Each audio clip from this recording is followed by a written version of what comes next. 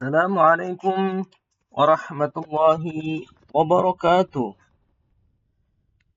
Saya akan menjelaskan materi tentang peradilan Islam dan hikmahnya. Presentasi ini akan membahas tentang peradilan Islam, termasuk definisi, sejarah, jenis, prinsip, hikmah, dan relevansinya di era modern. Definisi peradilan Islam. Secara lembaga hukum, peradilan Islam merupakan lembaga hukum untuk menyelesaikan sengketa berdasarkan syariah Islam. Berikutnya ada qadha dalam fikih. Peradilan Islam juga dikenal sebagai qadha dalam fikih Islam yang berarti pengadilan atau penetapan hukum. Kemudian, sejarah peradilan Islam. Pada masa Nabi Muhammad SAW, peradilan Islam berakar pada masa Nabi Muhammad SAW di mana beliau mengadili berbagai kasus dan menetapkan hukum.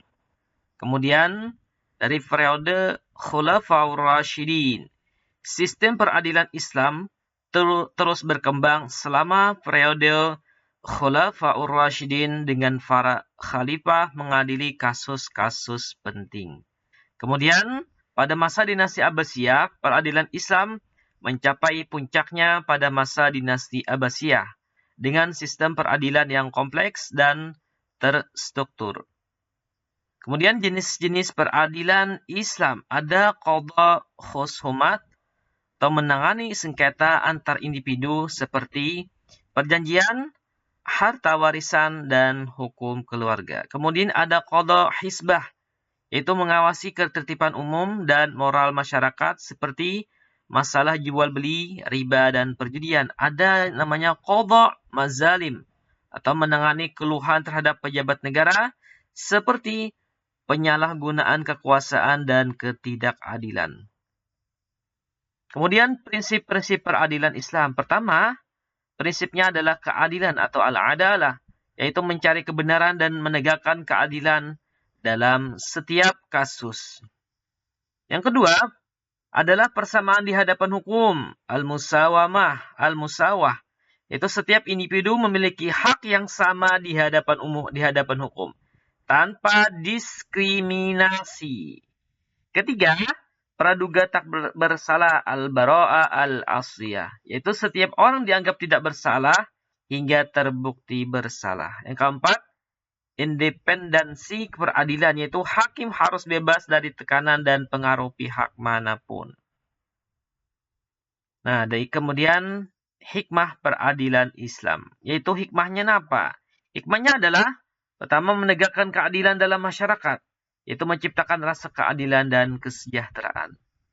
Hikmah berikutnya adalah melindungi hak-hak individu dan masyarakat, yaitu mencegah pelanggaran hak asasi manusia. Hikmah ketiga adalah mencegah kejaliman dan penindasan, yaitu meminimalkan tindakan kejahatan dan ketidakadilan. Hikmah berikutnya adalah menjaga ketertiban dan stabilitas sosial dan menciptakan masyarakat yang aman dan damai. Kemudian apa sih relevansinya peradilan Islam itu di era modern? Relevansinya adalah pertama, penerapan dalam sistem hukum negara-negara muslim sebagai bagian integral dari sistem hukum Islam. Yang kedua adalah adaptasi prinsip-prinsip peradilan Islam dalam konteks kontemporer, mengatasi tantangan modernitas. Relevansi ketiga adalah tantangan dan peluang integrasi dengan sistem hukum internasional, memperkuat sistem hukum Islam global. Kesimpulannya, peradilan Islam merupakan manifestasi keadilan ilahiyah dalam sistem hukum. Penting untuk memahami dan menerapkan prinsip-prinsipnya. Peradilan Islam berkontribusi pada keadilan dan kesejahteraan masyarakat, baik di masa lalu maupun di masa kini.